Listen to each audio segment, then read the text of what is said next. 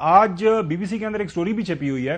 وہ سٹوری کے اندر وہ دعویٰ کر رہے ہیں کہ پی ڈی ایم کے ساتھ مذاکرات چودھری شجاعت صاحب کے شروع کروانے میں محسن نقوی صاحب کا کلیدی کردار ہے، اور آپ کو پتا ہے کہ یہ ان کے رشتہ دار بھی ہیں.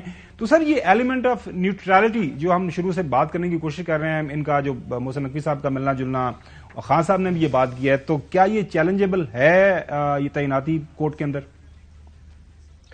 جی سر، تھینک یو. اچھا سر، یہ بڑی انٹرسٹنگ لیگل پروپوزیشن ہے. آرٹیکل 224 جس کے تحت، اور پھر ریڈ ود 224A جس کے تحت یہ تعیناتی ہونی ہے، اس میں ورڈ کے پرائم منسٹر تو ہے، بٹ اس میں ورڈ نیوٹرلٹی کی جو بات ہے، نیوٹرل جو ایک وہ چیز ہے وہ ہم ریڈ ان کرتے ہیں، اور وہ تو even prime minister of the country جو کہ الیکٹڈ ہوتا ہے اس کو بھی نیوٹرل ہونا ہے، بیکاز وہ پورے پاکستان کا پرائم منسٹر ہے. بٹ یہاں چونکہ اس سے ایسوسیٹ کیا جاتا ہے کہ اس نے الیکشن کروانے ہیں تو وہ نیوٹرلٹی سے کروائے گا. بٹ ایز سچ آئین میں یہ ورڈز یوز نہیں ہے. میں یہ کہنے کا مقصد نہیں ہے میرا کہ وہ نیوٹرل نہ ہو، بٹ جو ایک نیوٹرلٹی کا ٹچ سٹون استعمال کیا جا رہا ہے جس پر اس کو چیلنج کیا جائے گا یا جو کہا جا رہا ہے، میرا خیال وہ شاید آئین میں ورڈ موجود نہیں ہے. اگر وہ اہل ہے لگنے کا اور وہ اس پروسیس سے، یعنی کہ پہلے اس کا نام پرپوز ہو، پھر پروونشل اسمبلی کی کمیٹی میں سے وہ جائے، اور پھر الیکشن کمیشن آف پاکستان اگر اس نام کو لگا دے، تو قانون میں اس کی کوئی ایسی I don't think so process یا ڈیویشن، پروسیجرل ڈیویشن نہیں ہے جس پر آپ یہ کہیں کہ وہ غلط لگے ہیں. اب جو آرگومنٹ علی ظفر صاحب کا ہے اور جو چودھری پرویز لائی صاحب کا ہے کہ ہم اس تعیناتی کو چیلنج کریں گے، وہ پرائمرلی دو گراؤنڈز پر کرنا چاہ رہے ہیں. ایک نیوٹرلٹی. اب نیوٹرلٹی بھی ایک ایسی چیز ہے جو بھی اس وقت تک اسٹیبلشڈ نہیں ہے، ایکسپٹ دا فیکٹ کہ ان کے کسی جگہ پر دوستی ہے، یا لیٹ سے زرداری صاحب کا کہا جا رہا ہے یا باقی. اس طرح اگر آپ کسی صاحب کا چیف منسٹر کو اٹھا لیں، لیٹ سے نجم سیٹھی صاحب کو لے لیں، ان کے اوپر بھی یہ اعتراض تھا بٹ کبھی اس طرح چیلنج نہیں کیا گیا. پاکستان ایک ایسی سوسائٹی ہے، اس میں نیوٹرلٹی کا تو ایک ایسا گراؤنڈ ہے، کسی نہ کسی سے افیلیشن تو ہوگی. بٹ جس طرح ابھی میں غلام حسین صاحب کو بھی سن رہا تھا، انہوں نے بات کی تھی کہ انہوں نے خود پروو کرنا ہے تھرو کانڈکٹ آئے گا.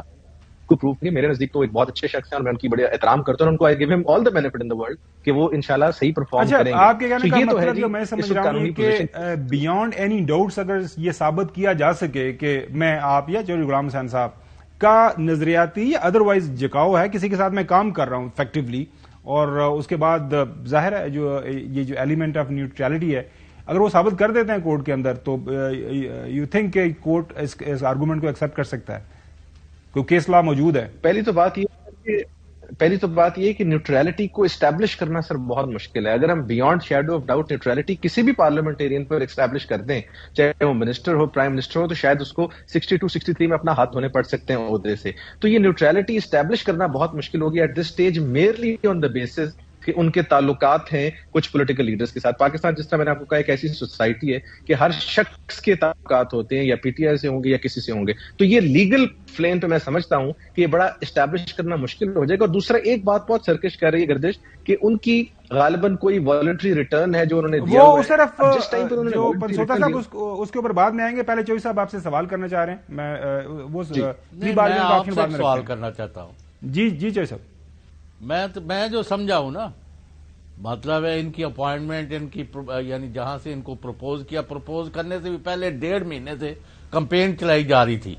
ہم پی سی میں جائیں یا کسی اور جگہ جائیں تو 15-20 صحافی جو ہیں لابینگ کرتے تھے کہ جو تہاڈا صحافی بھرا ہے وہ بن رہا ہے، انہوں دی مخالفت نہ کرو. میں کہ مینوں کینوں پتا ہے وہ بن رہا ہے.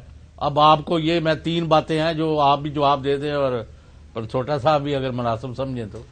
پہلے اگر تو چیف الیکشن کمشنر اور ان کے ساتھیوں کا یہ موقف ہے کہ یہ صاحب محسن رضا نقوی جو ہے یہ اتنے ہی غیر جانبدار ہے جتنے کہ الیکشن کمیشن ہے، تو پھر تو کوئی سمجھ آتی ہے بات کہ he is equally independent and impartial person the way C C and his members are conducting them selves.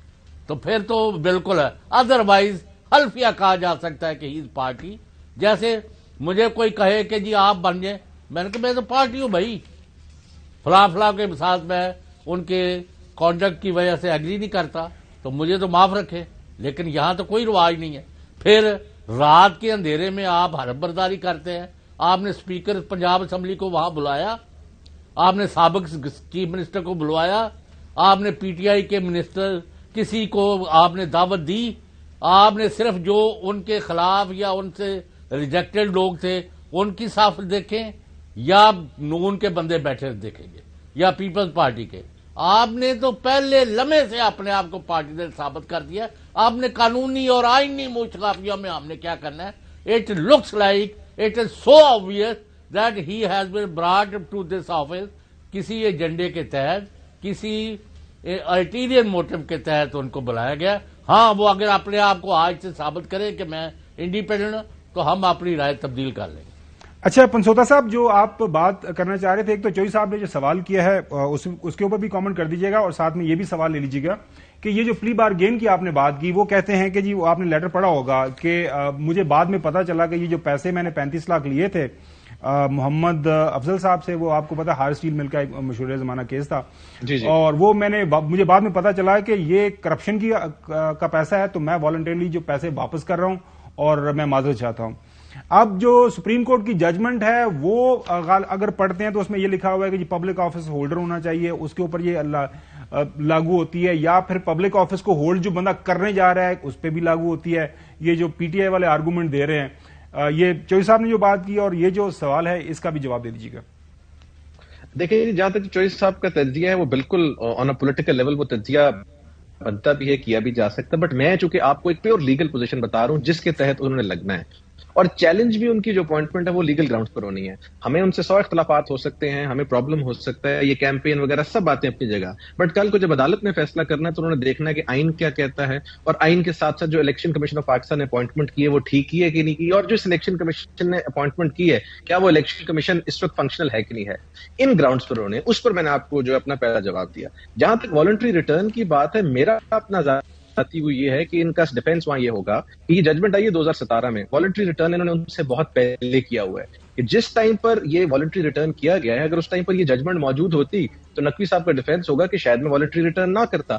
Judgment بعد میں آئی ہے کیونکہ یہ وہ چیز ہے جو قانون کے اندر ریٹن کی گئی ہے, اور سپریم کورٹ نے بڑا اس پر اسٹرکٹ ویو لیا تھا کہ والنٹری ریٹرن, لیکن قانون کے اندر پروویژن موجود تھی کہ آپ والنٹریلی کچھ ریٹرن کریں تو آپ کے اوپر کوئی کسی قسم کی کوئی پرابلمٹک سچویشن نہیں آ سکتی. تو نقوی صاحب کا ہو سکتا ہے وہاں ڈیفینس یہ ہو کہ یہ ججمنٹ میرے پہ اپلائی ہی نہیں کرتی ریٹروسپیکٹولی.